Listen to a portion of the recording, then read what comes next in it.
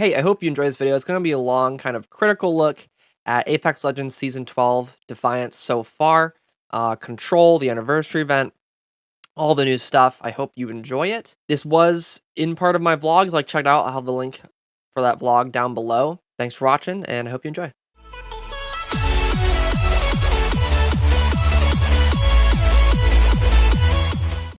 First of all, I think Mad Maggie is actually balanced fairly well. There's a few things I would like to see tweaked and changed for personally how I play her and how I think she fits in the meta. There's a very specific flow and way they want you to use her kit, and I actually really like it. I like that when you shoot someone, you get the highlight. It's kind of unneeded and unnecessary. I think she could use a different passive or get rid of that passive altogether. I do love, however, her Q, being able to shoot that drill and move people out of cover is great. I think they need to turn down or like up the recharge time on it. It's very, very quick to come back. I think that needs to be changed a little bit. And I would like to see it do a little more tick damage, some lasting tick damage. So maybe an extra 2 or 3 seconds of tick damage after they step away. I think it's 5 per tick or so. I would like to see them step out of the fire and still be on fire, kind of like a thermite, but not as long. 2 or 3 seconds of tick damage to make that a little more viable as an actual weapon. I also think you fire it at the ground, instead of it drilling straight into the ground, it should flip around and shoot a flame upward. Kind of like a vertical thermite in a way. I think that'd be really cool. And give it a little more utility without making it too overpowered if you bring up that cooldown time to kind of help balance it out. Her ultimate, I think, is very interesting as a movement ultimate, which is so weird. I use it mostly as a movement ultimate and as a way to displace enemies. Earlier, I actually launched someone into the ring by throwing it down at them, and because of the explosion at the end of the ball, when the ball gets close to them, it explodes for 20 damage, but it like doesn't distribute the damage evenly among players. It's really weird. There's a pushback. You kind of get knocked back by it. I think it's a very interesting ultimate. I think in later rings and any pro situations, Maggie is going to be insane because she's gonna be able to push people out of cover with the fire, and then physically with the ball. You'll have no choice but to be thrown into the ring or out into the open. I'm actually having a lot of fun playing her. I've already got, I think, like 60 kills on her or something. She's been very fun. What can I say? I like her. I don't think she's super overpowered. I think she could use some tweaks to kind of bring her into her final form, kind of like Seer. As for Olympus, we had a week with Olympus specifically, and the new map changes there. The skybox, first of all, is beautiful. I love the way it looks. The gameplay is top tier. Olympus has always been at the top of my list, along with King's Canyon since Olympus came out. I think Stormpoint, is a huge miss. I think World's Edge is very boring. And as much as I love King's Canyon, I did get to play it today because of the anniversary event and bringing that back into rotation. And I think that King's Canyon's fun, but it's just monotonous. And the longer you play it, the more it feels like I've already been here. This game was I already here? This game? It's like, no, that was 2 games ago. It has this like autoplay feature where you're going through the motions rather than actually having a fun time. I'm less thinking about strategy on King's Canyon, which kind of sucks. Olympus, however, has made a lot of good map changes. I think the new area is really well done. The phase breach, whatever it's called. I really like that area. I think the loot is good. The buildings and layout is very nice. I like the open area in the middle. I have no complaints. The new kind of cut throughs to make sure there's less third parties, but also like giving you more ways to move around the map. I think they're all really great. I have no complaints about the new Olympus map changes. The new stuff over by Grow Towers, so you can get up around the map, like a lot of very small map changes. I think they're all great. So there's that. Then we have the new LTM control, which I believe 100% should be permanent in the game, but it needs tweaks. It needs tweaks, and it needs bug fixes. It is a buggy mess. Some people seem to not care. I've had a lot of issues. Brooke has had a lot of issues. Graphics not showing up correctly. I had a graphic earlier today that was orange. Or sorry, it was blue. It was a B point. It was like 75% blue, and then suddenly it switched to orange and filled. And they got the point. It was the wrong color when they were capping it. I don't know why. I've had issues with spawns. I've watched people spawn, which is just insane to think about. Which some of that's partly unavoidable, but I've got my home base, I've got A, and I've got B, and the enemy team has C in their home base. If I lose A, I should be able to spawn at B. Any other game, conquest game, like Battlefield or even Call of Duty, for example, you can spawn at whatever point you own. I think that's kind of bad, but being able to spawn at the middle point should be allowed because that way you don't get tunneled at your spawn. You lose A, so your team from B starts running to A, leaving some of your team vulnerable at B. The enemy team takes C, B. The whole enemy team is going to push A.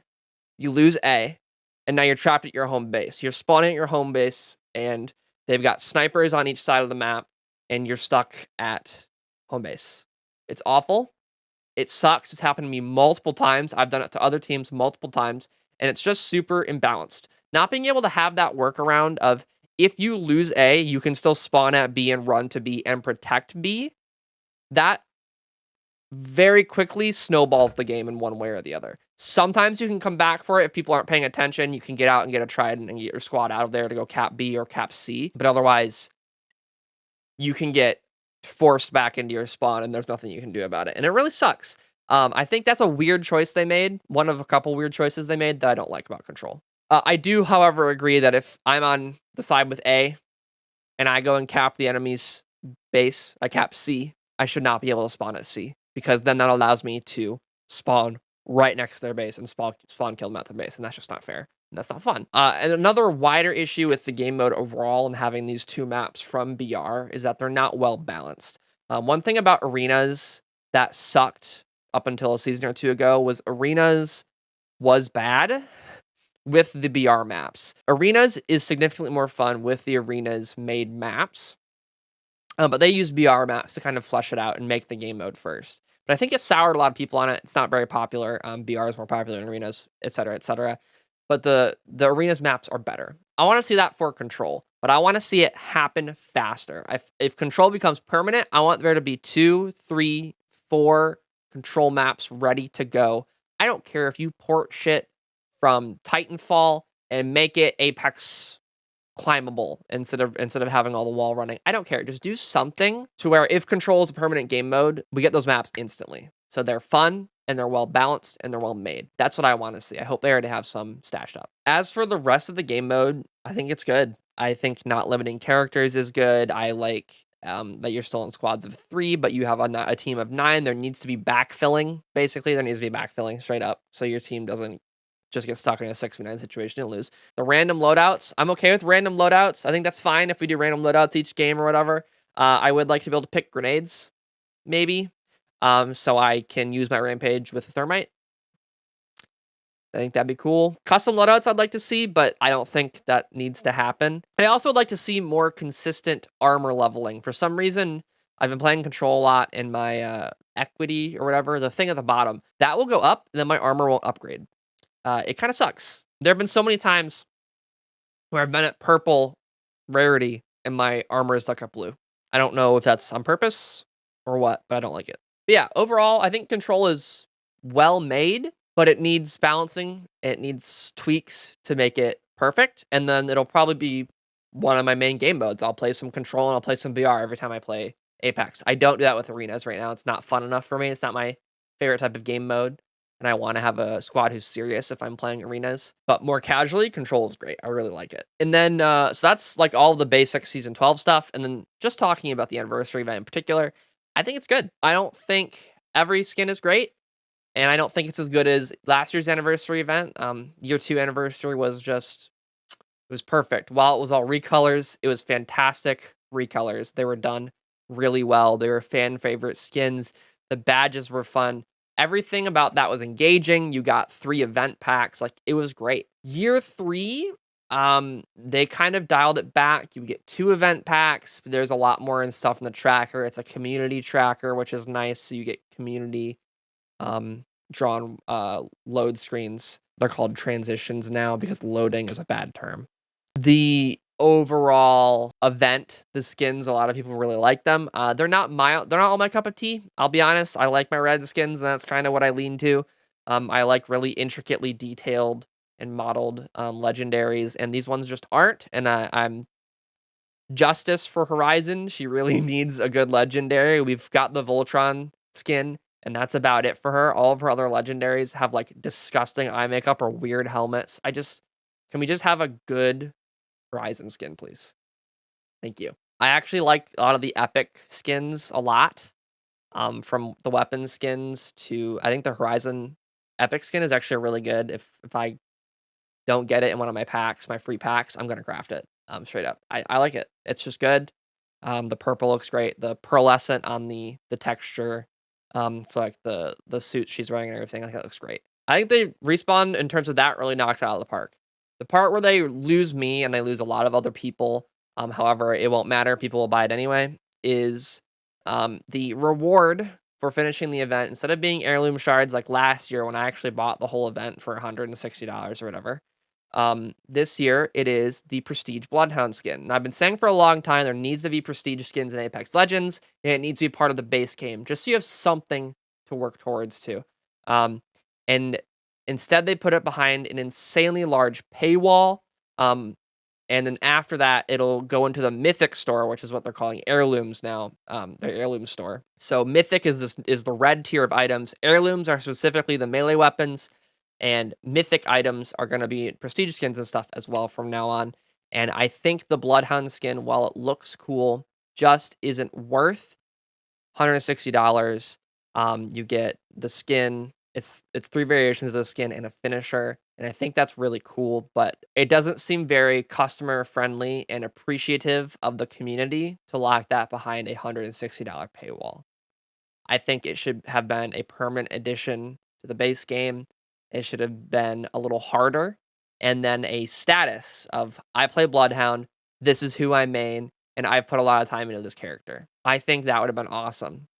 I think doing that with weapon skins as well would have been really cool, but they did not do that. It's kind of insulting as a fan who's been playing Apex for 3 years now. I have to say I don't like it. I don't like it. It feels very EA. It feels very modern Respawn, and a lot of the core values that everyone loved about Titanfall and early Apex is gone. Similarly, I think the Battle Pass is not great. Once again, it's better than last season's Battle Pass by a lot, but that's not saying much. The fact that we get 2 skydive emotes for Maggie is great, but we never got one for Ash last season, so that's kind of weird. Anyway, that's my thoughts on Apex Legends. Anywho, that's the end of the video. Thank you for watching. I appreciate it. Feel free to check out twitch.tv/SkullHQ. That is going to be linked down below in the description. The link's right there. You can also check out all my social medias. That'd be pretty cool. Feel free to subscribe here if you're not already for some gaming content. It's not, all the time, but it does exist. And then also feel free to check out my vlog channel, which is also linked down below. So thanks for watching, and I'll see you later. Take care.